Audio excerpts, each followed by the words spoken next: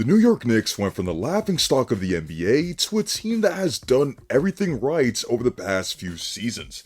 In 2022, they had an excellent summer, signing both Jalen Brunson and Isaiah Hartenstein to two of the best contracts in the entire league. Jalen Brunson has given All-NBA production at just $26 million a season, and during his tenure with the Knicks, Ihart proved to be one of the better offensive rebounders in the league and was an invaluable piece to the team through his reliability on the floor. They traded for Josh Hart at the 2023 trade deadline for just Cam Reddish, Arcidiacono, Svi Mykhailiuk and a first-round pick, signed Dante DiVincenzo, who shot 40% from three last season and made just under $11 million in 2024, and extended Deuce McBride to a team-friendly extension. Just for context, Brunson, Josh Hart, and McBride's combined salaries for last season totaled to less than what Fred VanVleet made alone. Moreover, what the Knicks have done on the wings over the past few months really makes them contenders next season. They flipped RJ Barrett and Immanuel Quickley to get an ultra-versatile defender who plays within the flow of the offense in OG Anunoby, where the Knicks were 20-3 when he played in the regular season, and they've now completed their Villanova quartet in adding MIkal Bridges. In this video, we're going to discuss how the New York Knicks' smart moves have prepared them to be a top threat in the Eastern Conference next season. Before we begin, be sure to leave a like on the video, as each like makes a massive difference for the channel, and be sure to sub to the channel for even more content like this. The Knicks started the offseason with a blockbuster trade for MIkal Bridges, and while the price seems to be steep, he's a great fit for a Knicks team that wants to compete right now. Bridges showed in Brooklyn that he wasn't a number one option, but his off-ball ability and defensive prowess demonstrated that he could be an aid for a contender. MIkal averaged just shy of 20 points, 5 rebounds and 4 assists last season, while shooting 37% from 3 on 7.3 attempts a game. Moreover, 5.6 of those attempts were catch and shoot, where he shot 39%, and he also shot 40% on corner threes on 205 total attempts. Bridges is also a good cutter, especially across the baseline, and that off-ball ability is ideal for a player playing beside both Julius Randle and Jalen Brunson. Beyond that, Bridges has ability on the ball as well. He's not an elite creator, but he can put defenders on their toes due to his threat as a pull-up jump shooter, can get to his spots in the half court and knock down the mid-range jumper, and can finish well at the rim in the half court and in transition. As a playmaker, he's more than willing to make the right reads and makes the extra pass, and overall, I fully expect Bridges to even be more efficient from the field with lower offensive workload. His reduced offensive role will also allow him to focus more on his defensive responsibilities, where he was an all-defensive level performer in Phoenix and was runner-up for Defensive Player of the Year in 2022. As best, he's a great point of attack defender, using a 7'1" wingspan, IQ, and agility to stay in front of defenders, navigate screens, be a disruptor in passing lanes, and take on the best perimeter threats on the opposing team.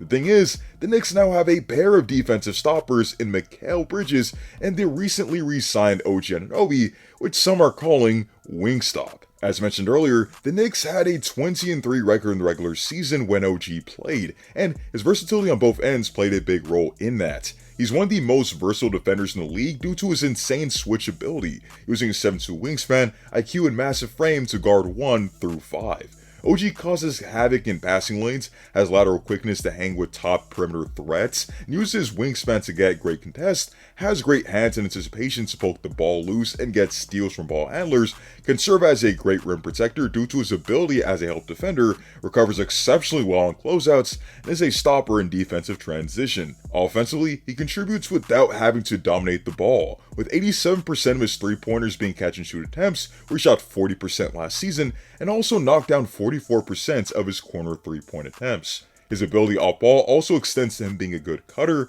diving in from the wing and the baseline, and filling in lanes in transition. He finished at the rim at 66% last season, finishing the 84th percentile as a transition scorer, uses defense to create opportunities offensively for the team, had a very efficient playoff showing, and opened up the floor for both Julius Randle and Jalen Brunson.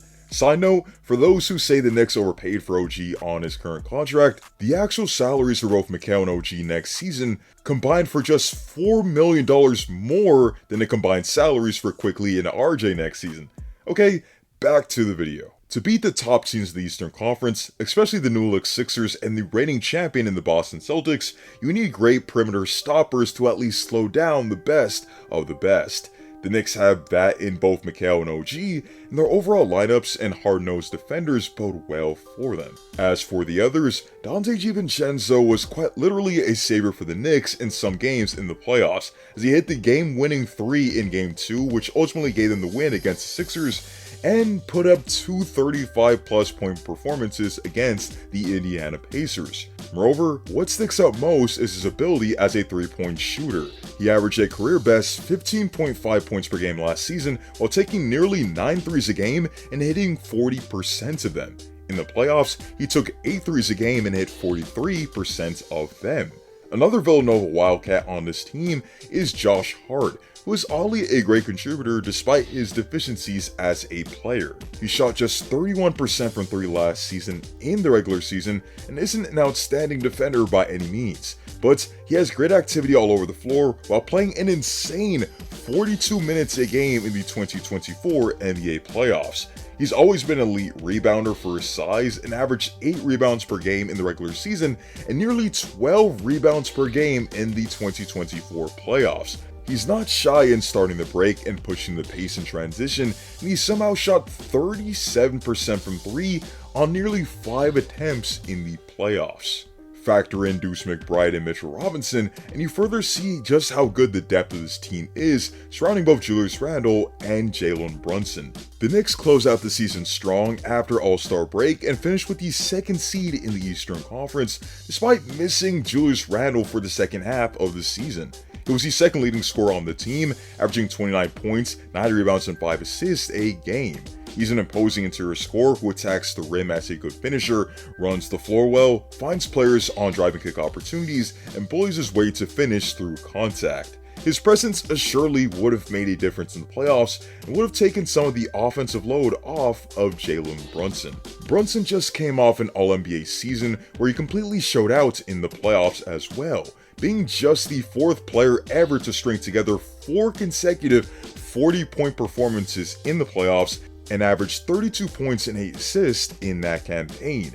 If he and this Knicks team are healthy, then the sky is really the limit of how far they can go, especially since they play in the Eastern Conference. The East is not a cakewalk by any means, but I'm fairly confident in saying that the Knicks are the 2nd best team in the Eastern Conference at the time of this recording, only second to the best team in the league and the reigning champions in the Boston Celtics. That being said, let me know your thoughts on the New York Knicks off-season. Do you feel they overpaid to land MIkal Bridges via trade, or is this a trade you still do 10 times out of 10 since the Knicks are trying to compete? Also, where do you genuinely rank the Knicks in the Eastern Conference? Let me know in the comment section down below. Be sure to leave a like on the video as each like makes a massive difference for the channel, and be sure to sub to the channel and check out my other videos like the last one I did on Reed Shepherd's impact on the Houston Rockets. Hope to see you all in the next one, and stay tuned.